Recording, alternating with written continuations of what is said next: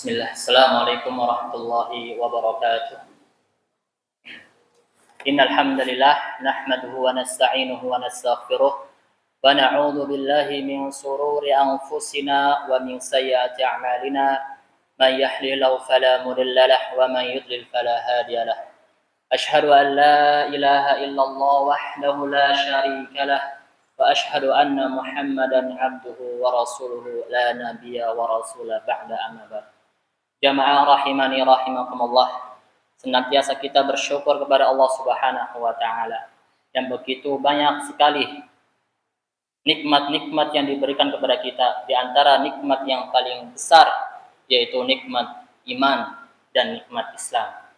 Dan kemudian kita salawat serta salam kita curahkan kepada Nabi Muhammad sallallahu alaihi wasallam, kemudian para sahabat keluarganya, para sahabatnya, dan para pengikutnya yang senantiasa mengikuti dengan benar. Jamaah rahimani rahimakumullah. Dahulu pada zaman Nabi sallallahu alaihi wasallam pernah sekali terjadi bulan gerhana matahari, yaitu ketika bertepatan dengan wafatnya putra beliau yang bernama Ibrahim. Kemudian orang-orang jahiliyah menganggap bahwasanya gerhana ini muncul karena disebabkan meninggalnya putra Nabi Ibrahim. Kemudian Nabi Shallallahu Alaihi Wasallam keluar rumah, kemudian memanggil para sahabatnya untuk sholat berjamaah dengan sholat gerhana. Kemudian beliau membantah keyakinan orang-orang jahiliyah bahwasanya inna syamsa wal qamara ayatani min ayatillah, sesungguhnya matahari dan bulan dua tanda dari tanda-tanda kekuasaan Allah Subhanahu wa taala. La yang kashifani limautin ahadin wala hayatihi.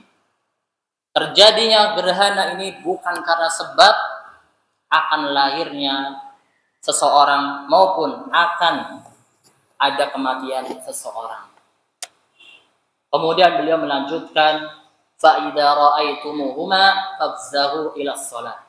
Bila kalian melihat gerhana maka segeralah untuk sholat berjamaah atau sholat dengan sendiri.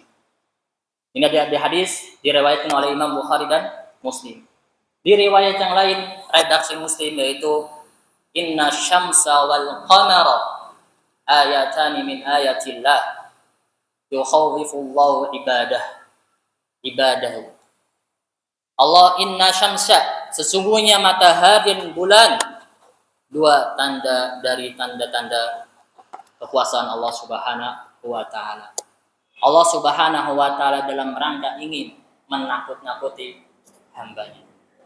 Maka hikmah dari di sini jamaah rahimani rahimakumullah, ketika terjadi gerhana bukan hanya fenomena biasa, namun Allah Subhanahu wa taala menunjukkan kekuasaan Allah Subhanahu wa taala agar kita merenung, agar kita bisa mengambil pesan dari Allah Subhanahu wa taala bahwasanya ada tanda-tanda Allah selain tanda-tanda ayat-ayat yang di dalam Al-Qur'an, namun ada tanda-tanda ayat Allah Subhanahu wa taala yaitu tanda-tanda kauniyah. Inna fi khalqis samawati wal ardi wa ikhtilafil laili wan nahar la ayatin liulil albab. Sesungguhnya dalam penciptaan langit dan bumi dan pergantian siang dan malam itu ada tanda kekuasaan untuk siapa? Untuk orang-orang yang berakal.